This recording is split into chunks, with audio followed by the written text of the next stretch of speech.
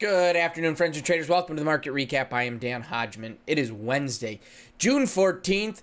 I hope you guys, I said June, July 14th.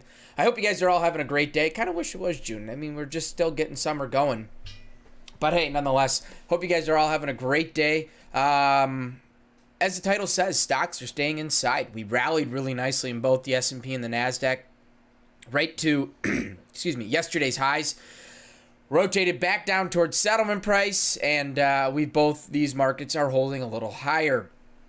Crude oil, we saw almost an 8 million barrel draw on the EIA numbers today, sending crude oil $3 lower. Pretty exciting to see that if you're thinking about your gas prices. Excuse me. But nonetheless, we opened up at settlement price. And really the key when trading crude oil on EIA or these Wednesdays, I apologize, is waiting for that number to come out, seeing what's going to happen, waiting for some sort of reaction. Oh, I'm sorry, I got something in my chest here. Waiting for that market to break down a little bit and waiting for people to start to react to that number. Sorry. I don't know. Maybe I got some water stuck in my chest. All right. Let's try this one again. Next, gold, on the other hand. Big pop this morning on gold. Right off the open. Rallied up, and we broke down a little bit when John was talking, and that market started to show a little bit of a bottom right around that 1821, which held. And that really was our sign, is we're seeing this market continuously holding right around 1820, 1821. And we finally caught the bid, showing that the buyers or the sellers were getting weak. We caught the bid and that market started to rally. Hasn't made it back towards that open, but we're going to be settling here today nice and high. Euro, on the other hand, this morning you saw it with John.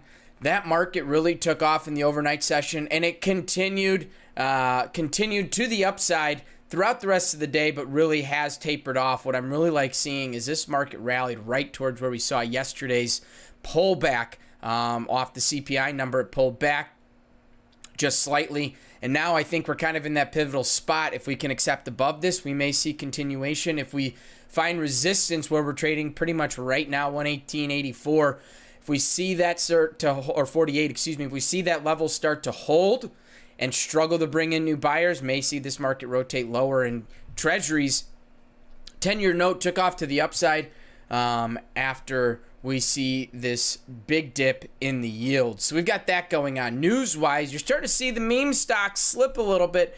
AMC down. GameStop down. GameStop quite heavily today, about 7%. AMC, and we'll get into these here in a little bit after we look at the charts. AMC down 15%. But you know what? You think about it, these stocks have been able to allow these businesses, these companies to bring in new capital, make some adjustments, find some opportunity. So finding this stuff pretty interesting. Again, watching these meme stocks is a lot of fun. It's very intriguing. It's fun to be in them if you're in them, but the key to remember is something like this. We're not seeing these moves based off of the finances of the company or the changes being made. These things are strictly happening because the retail world has lit a fire in them and brought in a lot of attention. How long does that last? If you're in these and you're seeing 100%, 200%, 300% returns on your investment, it doesn't hurt to make sure you're securing some of that profit. Now, there's that common saying, let your winners run, right? Well, you got to dig into that a little bit and think that through. Absolutely. Let some of that run. Hold on to it. And the same principle applies if you're trading your futures, you're trading Forex, or you're trading your options, or whatever the case may be, whatever trading you're doing or investing you're doing, don't ever hesitate to peel a little bit off. We all have to do it, and the thing with doing that is you can peel some off. You locked in profits. That way your initial investment maybe is secure. You've made that plus some money. If you got 300% in something, you can secure let's just say you take off 50% of what you had, you've now got profits on top of your original investment.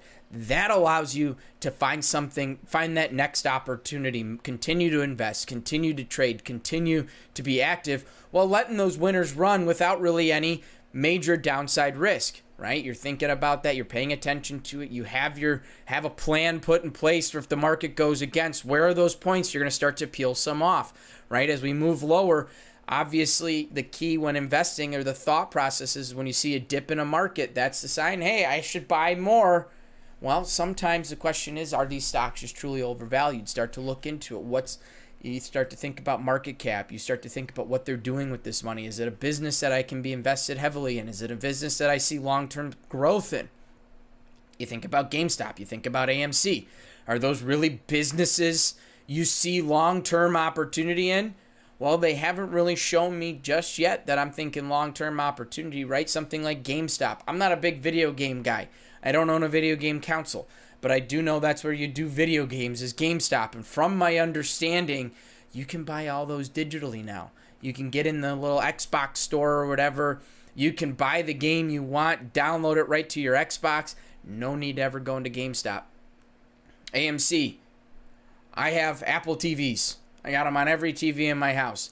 I can't think of the last time a movie was coming out that I couldn't find a way to watch it on my Apple TV or wait the 2 months for it to come out to then, force me to have to go into the movie theater to see that movie. Obviously, AMC has increased, their movie viewing experience, but this was all prior to the stock taking off. The takeoff, what was it? Well, you got everyone in that meme stock world getting excited about it, and those are things we want to think about. When you're looking at some of these stocks, I do a lot with the stocks. I'm heavily involved in a lot of different companies and always watching this stuff. I am having a ball watching this AMC stuff, watching this GameStop stuff. Are we going to see the breakdown once again and then the rally back to 200 in GameStop? I don't know. But if it comes down to 40, I'm going to be curious about it. I'm going to be thinking about it, seeing what kind of buzz and hype is around that stock. And maybe I'll buy some more, hop into it, and try and getting up to it. So just a couple things to be thinking about, right?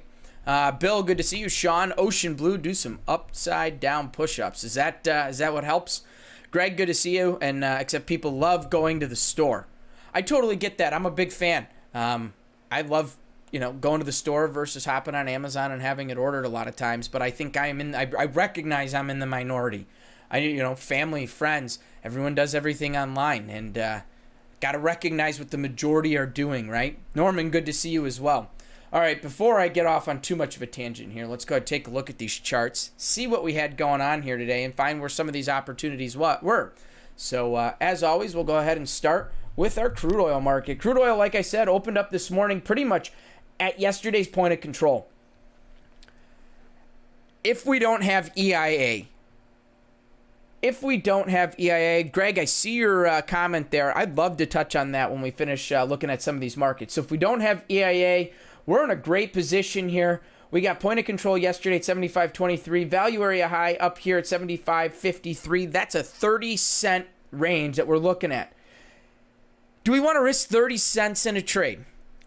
Everyone's going to be a little bit different here, right? Depends on the account that you're trading, depends on what your appetite for risk is in a given trade. That's a pretty hefty trade. That's about $300 we're looking at. Not everyone's looking to risk $300. So if we can start to see this market push closer to that 75.53 marks, 52, if we can see the market push closer, the closer we get to where we can start to look for that opportunity to take that short in hopes that this market, or an assumption that this market's going to rotate inside. Remember yesterday we talked about 75.65 up above, kind of being that area where I'm going to start to watch up to 77.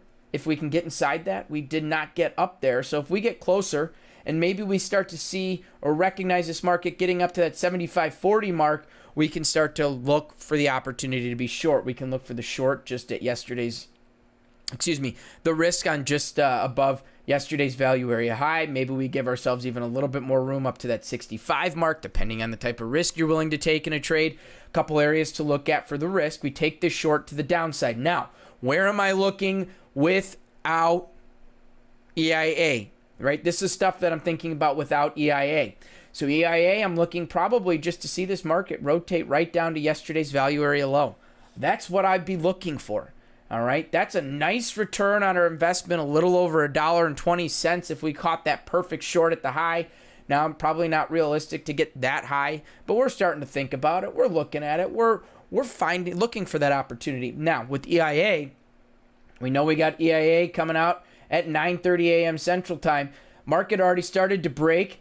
EIA came out. We're seeing a draw of 8 million barrels. Fundamentally, that tells us this market wants to go lower. Well, we're not going to hop in right at that 9:30 mark. We're going to give it a little bit. We're going to wait to see and make sure participation's coming in on the short side. We start to see participation coming in out of the short side. This is where I'm starting to look for my shorts. I'm starting to look for this short and probably rotate to yesterday's low side of the range. And in theory, I'm hoping, and this is where we can start to talk about that idea of letting your winners run. Maybe we put a couple on, we take two short. We're considering this thing to rotate probably down to yesterday's low. And in theory, we should move lower from what we saw yesterday. And that's exactly what we did. We started to continue lower. The next point I'm looking at is Monday's swing low right back here. That's what swing lows, weekly highs, weekly lows. Those are key levels to look at for opportunity, whether it's profit target or entry points. And that's the next spot I'm looking at down below. We continued lower, and it seems to continue to be working in that direction. Next, let's go ahead and look at the S&P 500. S&P 500 and NASDAQ look pretty much very similar here today. Opened up this morning. We popped right to yesterday's high, moved through it by about a couple ticks, and rotated right back inside. To me, you guys know me, I love using prior day high, low, and prior day lows as an opportunity for entry points. I can keep my risk extremely tight. And I'm always looking for markets to stay inside first, right? That's my first instinct. Where am I going to find a way to keep this market inside, manage my risk, and trade that range bound? That's my style of trade, first thing I'm looking at. Now, if we started to trade above and we're showing a little bit of acceptance over yesterday's high, I'm just going to look for that pullback and try and take that trend and continue with direction. That was not the case here today. Really nicely rotated right down to yesterday's lows and rallied right back up to yesterday's point of control. Point of control today is pretty much unchanged from yesterday, right here at 43. We're going to call it 43.70, pretty much unchanged for the last 2 days.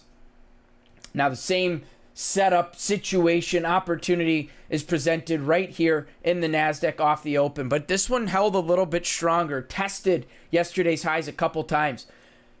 Almost to yesterday's point of control. Outside range probably would have been one of the higher volume areas of the day. Struggled to get up above this. If we're showing that weakness, we're showing that difficulty to get above a level, we're looking to rotate inside, right? That's exactly what we're doing. Where are we looking for this thing to rotate?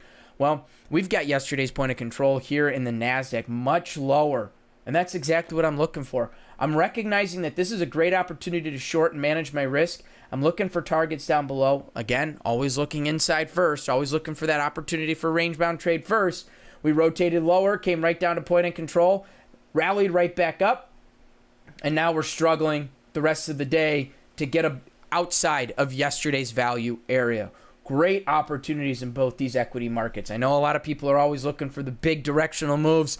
Inside days create opportunity for two-way trading. Now, gold. Gold this morning, like I said, we saw the pop off the open when John started speaking. The break came in. And here's what I started to look at. 1821.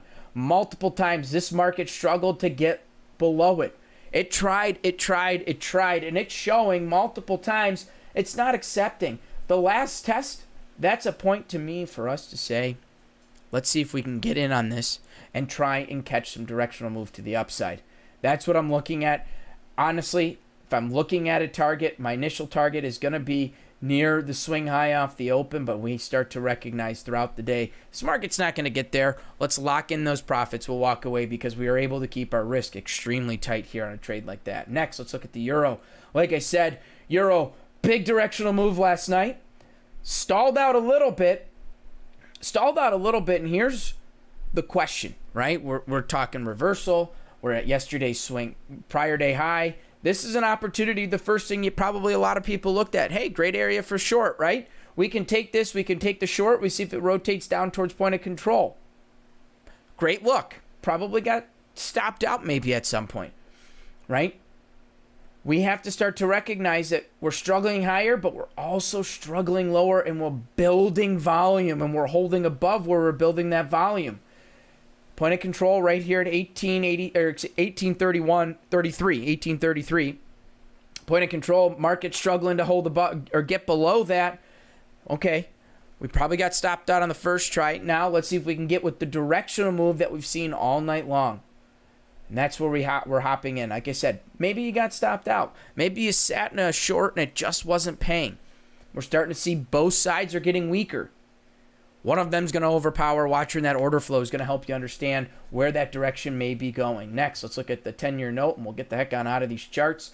10-year note, yields dipped. Says one thing. This market's going to move higher. Market opened up, rallied right to point of control from yesterday. Held there for the majority of the day until this market was getting pretty close to the close.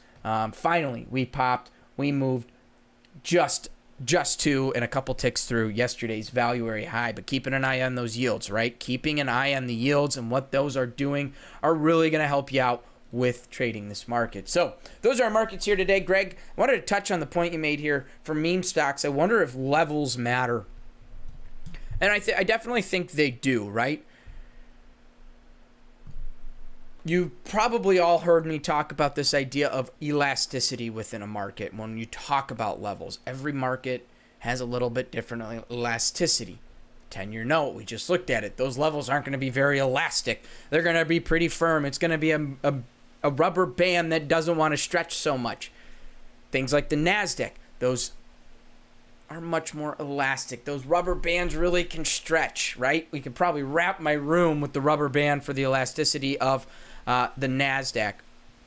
So same thing I think applies to these meme stocks. Yeah, levels are worth keeping an eye on, but when those or if they start to break hard, levels are not going to be there.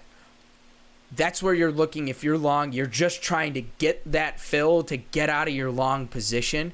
It's going to be really hard to find buyers as the market's moving lower drastically, right? We're going to see these big breaks. Levels aren't going to really matter so much. Now, if it's just a slow, steady downward directional move, levels are going to hold a little bit better. But if we're seeing a drastic break, levels are out the window. Try and just get your fill to get out of that position so you don't get hurt too much. Speaking of these, let's take a look at what we're doing on all of those really quick. AMC, like I said, down about 15% here, trading $33.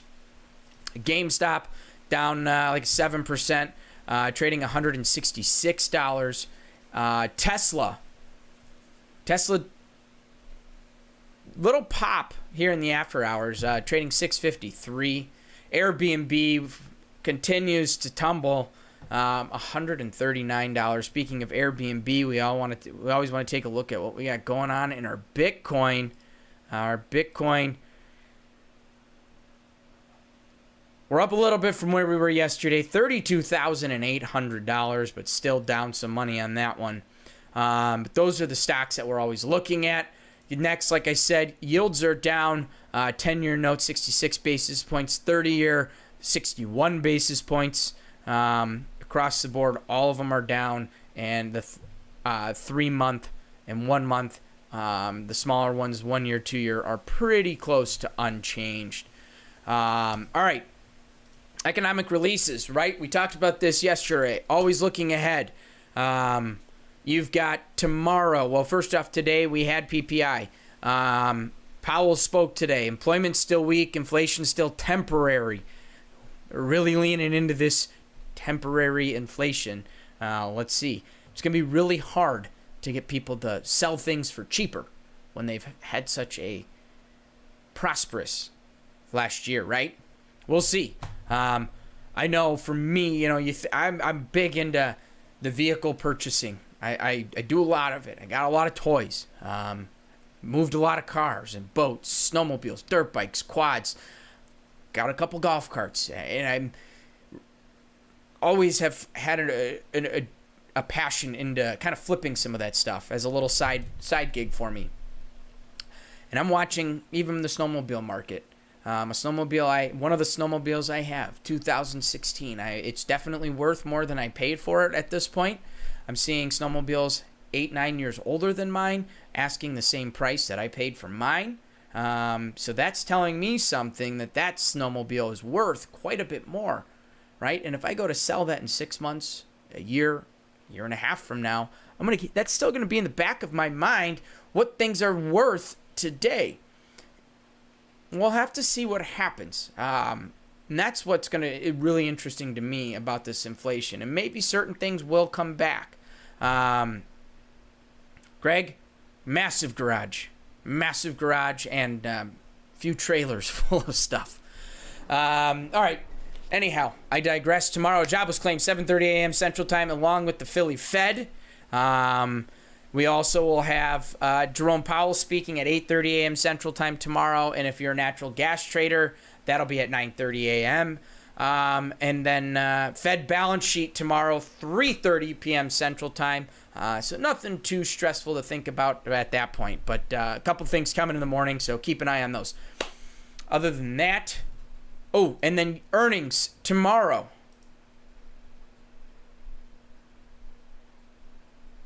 All right, we got a number of earnings coming in. Let me adjust. Here we go. Morgan Stanley tomorrow. Progressive. Cintas. Just to name a few. We're gonna have some bigger ones coming in tomorrow. But hey, it's earnings time. There's gonna be a lot more coming down the pipeline. And lastly, we'll touch on this date in history and get the heck on out of here. As you can see, we got some weather moving in here in southern Wisconsin. Got to make sure all the windows are closed other than this one because I got a nice little hangover there. This date in history, I've only got one. 1968, Hank Aaron hit his 500th home run. So on that note, guys, I'm going to go ahead and sign on out. I hope you all have a great day. John will be back tomorrow morning, 8 a.m. Central Time with the market forecast. Make sure you join him there. And until then, stay safe, wash your hands, trade smart, and trade well. Look forward to seeing you guys in the markets. Take care, everybody.